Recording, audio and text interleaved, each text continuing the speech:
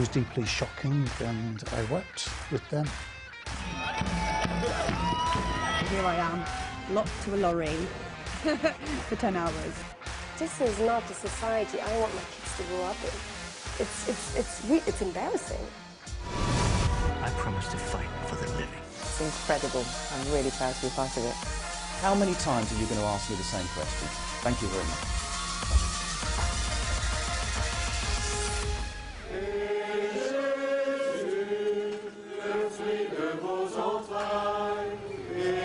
The terrible fire at Notre-Dame saw hundreds of years of history disintegrate in minutes. I was there among the crowds gathering and looking on as the blaze began to take hold.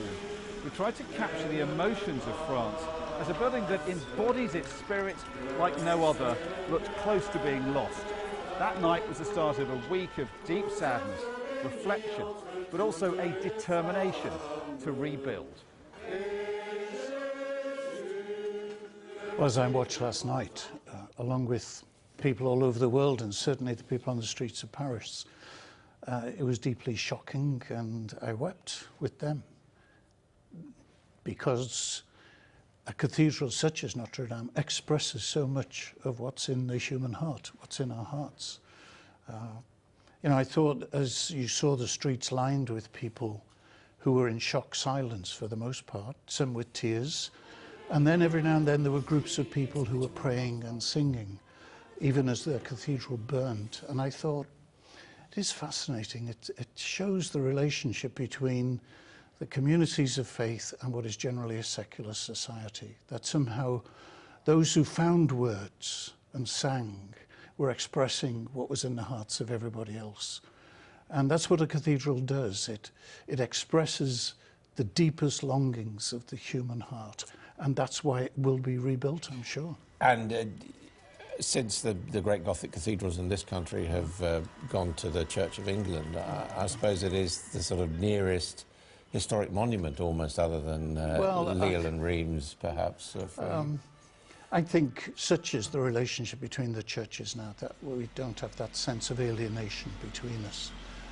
And, you know, the responsibility for medieval buildings is very heavy.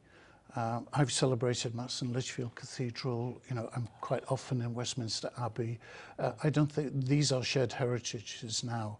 And I know if God forbid there was a great tragedy in Westminster Cathedral, the Abbey would be right there to help us.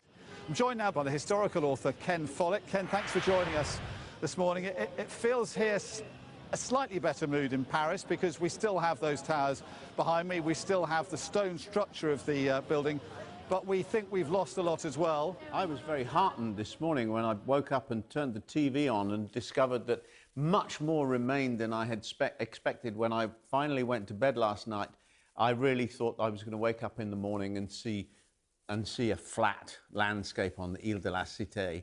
But it's marvellous that the two square towers at the West End are there. My favourite view of Notre-Dame de Paris is from the east, where you see those wonderful flying buttresses. Looks like a flight of birds just taking off. And that seems to be intact apart from the roof itself. The flying buttresses are there, and some walls are there. Even some of the vaulting appears to have survived. The curved ceiling inside the cathedral, which is part of what makes it so beautiful, even some of that has survived. And that's very encouraging. And then, of course, on top of that, these relics and these artworks that French Catholics have preserved and have treasured for hundreds of years. Many of these were actually rescued by pretty gutsy firemen who actually went in there and took them out. So the picture now is not quite as dismal as it felt last night when I went to bed. And the genius of this building isn't just that it's religiously important, it's not just that it's sacred and architecturally important, it also holds a special place in French culture, doesn't it? You're a writer, it's very important in French literature as well as to Disney as well, and filmmakers. Absolutely. These churches have fired the imaginations of writers and storytellers for hundreds of years. And the most famous, of course, is Victor Hugo, Notre-Dame de Paris, which in English is called The Hunchback of Notre-Dame, famous novel by Victor Hugo, Victor Hugo, the Charles Dickens of France, and also been filmed several times, and a wonderful story. But the other thing to remember about this is that these buildings connect us with our past. We walk past, you know, in England or France, most people live near medieval buildings, and we walk past them and we can think, that was built by my ancestors hundreds of years ago, and that links me to my past. And I think that's why these buildings have such a place in our hearts, and I think it's why last night you saw people standing in the streets looking at this fire and just weeping because they were losing something very precious to them. Almost 300 climate change activists have been arrested in a second day of protests in central London. The tactics of defiance and direct action are aimed at getting maximum publicity for their cause. The point of it is to keep this lorry here, because if we keep the lorry here, then we keep the road, and if we keep the road, then we cause the disruption that we need to create. None of us really want to be creating disruption, but we're being forced to do that because we've been completely ignored for the past 30 years on what is now the most unprecedentedly broad and deep emergency crisis that humans have ever seen. And we're basically committing suicide by not approaching it with a sensible management head. So that's what we want to see from our government, and we're forcing the government to come to the table about it, and that's what this is about.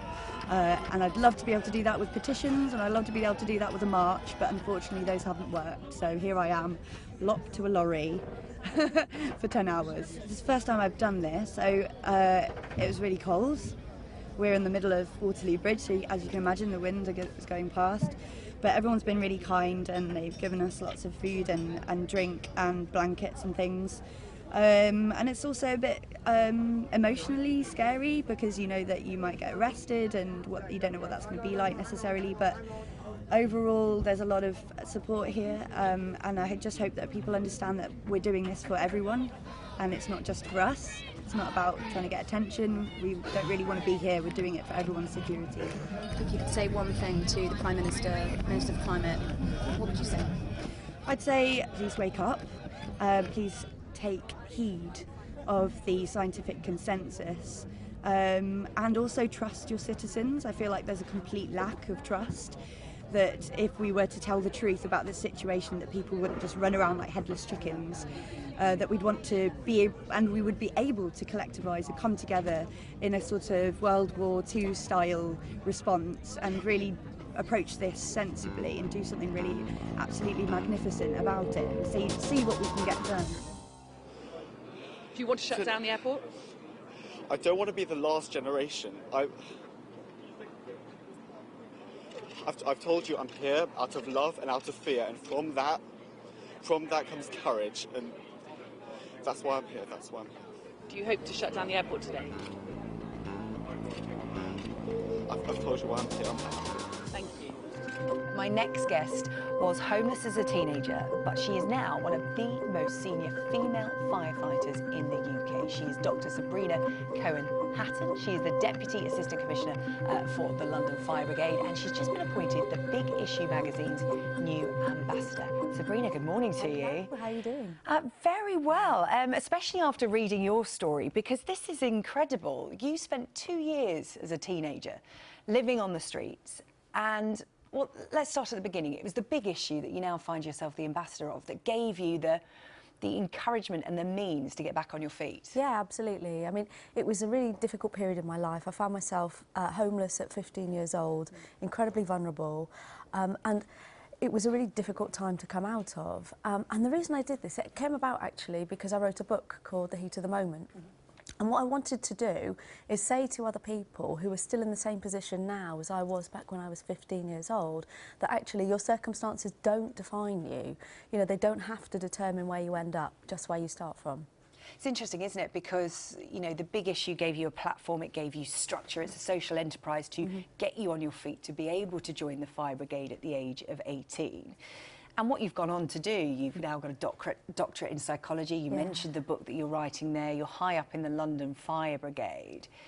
Just, you know, in terms of giving back and being this ambassador of the big issue, what is it you want to tell people now? Because you talk about how for years you didn't want to even mention the fact that you were on the streets. No, I hid it. I completely hid it.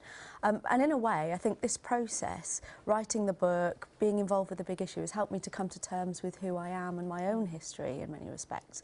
But as I said, there are still so many people out there in the same position now that I was back then, that it's so important for me to be able to reach out to them and say that things can be different. You know, and I mean, the great thing about the fire service is it took what initially on paper didn't seem like a fantastic prospect. I mean, I was a young girl whose CV read NFA and whose greatest achievement was making Big Issue Vendor of the Week, but they saw past that and they took me on the strength of who they believed I could be. I tried to ask you earlier about your... No, actually, I asked you once, but let's try again. I asked you earlier on today about your decision to defend your candidate and his suggestion that he wouldn't even rate Labour MP Jeff Phillips. And you suggested... When Gerard Batten launched UKIP's EU election campaign earlier this week, he was keen to point out why voters should back UKIP instead of Nigel Farage's new Brexit party.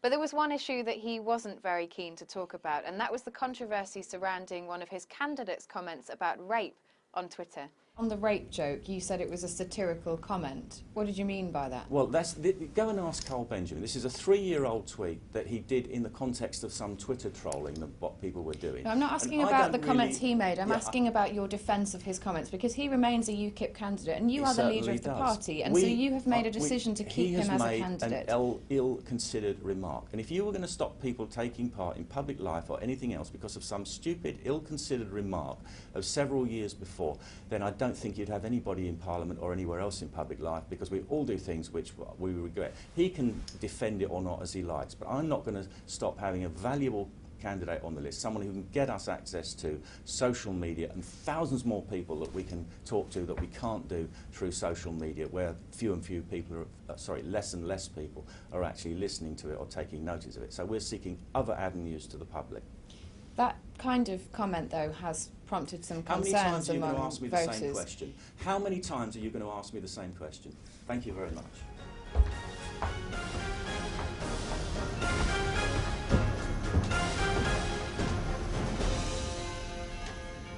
The WikiLeaks founder Julian Assange spent 7 years at the Ecuadorian embassy in London before he was evicted. I've been talking to a former diplomat who was based there for 6 of those 7 years. He's described Julian Assange's final year at the embassy as like hell. I witnessed when Julian was told that he won't be able to have internet, he won't be able to have access to telephone, and he won't be able to have visitors. For me, that's a very, very serious violation of his rights. During 7 to 8 months, Julian Assange was completely isolated, uncommunicated. The only people who were allowed to visit him were basically his lawyers and his legal team, and people who bring him food, a couple of few exceptions. I think that's absolutely unacceptable. Why? Because the strategy was very clear. Break him down. Ecuador has handed over a political refugee, persecuted for political reasons, handed over to their persecutors. It had opened its embassy to a foreign force to come and basically kidnap a political asylee. So obviously they will try to put the attention on smear allegations. So just to be clear on this, you say that during your 6 years, at all times, Julian Assange was clean, tidy and respectful. Respectful, 100%. Clean and tidy. What is clean and tidy? Doesn't put the dishes in the dishwasher? Probably not at the weekends. Is that a crime? I don't think so. Certainly, it's not an excuse to end up a political asylum. It's frankly ridiculous. Don't you think Julian Assange should face the music, that he should go to Sweden to face those rape and molestation accusations? And he should go to the United States to face any accusations that are against him, that he breached national security? I don't think he should go to the United States in any case. In any case. And you liked him? I support Julian, yes. Did you like him? Yeah, we became friends. I support him. I think he's being demonized. I feel ashamed of my government for demonizing him, for smearing him. The long-awaited 8th season of Game of Thrones kicked off in the early hours of this morning. It is, of course, a bittersweet moment for fans, as this series is also the show's last. I intend to keep that promise. With me now is the actress Gemma Wheeler, who plays Yara Greyjoy, and congratulations, you got to the last season. I made it, yes. So far, so good. But you is it ever? you could always get bumped off. Exactly, yeah, exactly. No one's safe. I suppose you're in with a chance, aren't you? In with a chance, at least, you know. In with a chance. I'm there, at least. Now you are quite scary. You're not scary here, but you're quite scary. You're quite scary in the show. So you find me scary? Yeah. How do they make? Well, you're quite tough, aren't you? Tougher than your brother. Yes, I am. Yeah, I enjoy playing her because it's just a lot of my own qualities, just with the volume turned up a bit. I don't murder people, obviously. And what does it involve for you being in the series? I mean, you get the mainly quite cold places. Yeah, I get the cold bits. Everyone goes off to Croatia, and even Iceland is on my bucket list. But nonetheless, Belfast is fantastic, but it's often quite rainy, and often the scenes that look incredible of Alfie and I on the ship is in a car park with a green screen, and then it looks the way it looks when you eventually see it. there's not that much water. No, there's no water unless they're spraying it and throwing it at you. Yeah. Because the Greyjoys are kind of a wet. Seaboard. They're wet. Yeah. But you don't actually. Well, I suppose you can see a lot of water in Belfast. Oh yeah, we do go up to the Antrim coast to the ocean, and we film there as well. But if we're on the ship, we're in a car park in Ballantoy, and. And you glad it's over?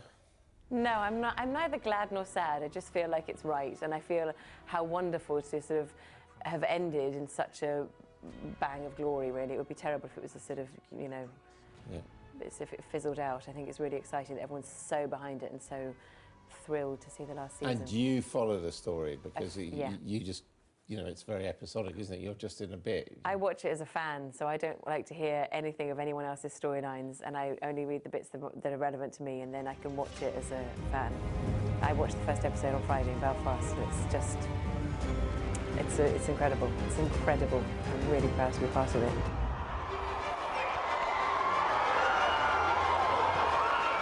With yet another spring royal baby on the way, all of the attention at the moment is on the Duke and Duchess of Sussex. This week, I've been taking a look at some of the online abuse that's being targeted at Meghan. So I caught up with Princess Tessie of Luxembourg, who talked to me about what it's like marrying into a monarchy and what the scrutiny can be like.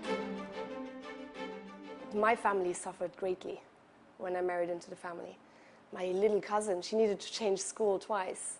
My twin brother was incredibly bullied at work, still is today. My sister, my parents suffered. My oldest brother doesn't talk to me anymore because of that, because it was too much for him to handle. And that was when I married him. And then when I got divorced, oh my gosh, the same. It's just, you know, what I have learned is you can never please everyone. And some people will just like to talk bad about you. But, you know, it's about choosing your battles. And that's why when I saw, for example, the whole negative media attention towards the Duchess, I thought no one should be treated like that. You know, you know, I don't know her personally, to be honest. I know Prince Harry really well. He's a very nice guy, and I can imagine marrying her. She must be wonderful too. But taking that away of who she is, no person, man or woman, should be witch hunt, really, like that online. I know what it is. I had it. I have it. And I probably will have it in the future as well. And I think why I did it and why I stand up for her and for a lot of other people as well is because my children read these things. And I don't want my children to grow up in such an environment. This is not the society I want my kids to grow up in. It's embarrassing. It's really embarrassing to see that human beings can be like that, with each other, against each other, often towards people that they don't even know. And I think, you know, a screen should not give you the protection and the right to say what you want. I'm all for freedom of speech. It's great and it's needed. However, one should not confuse freedom of speech with how they, from time to time, write about people. There's a line, and some people cross that line, and that's not okay. When you're in the public eye, you have a responsibility. So yes, you do wear nice dresses from time to time, and you have nice events and so on. But also it brings, yeah, as I said, it brings responsibility. People look up to you. Like little girls, for example. You know, I have often when little girls see me and they say, "Oh, are you a real princess?" And their eyes are shiny and they're just in heaven, really. That moment is so precious to them. And I think as such, you know, you really realize I have some work to do. I need to make sure that that young girl grows up in the society that she deserves.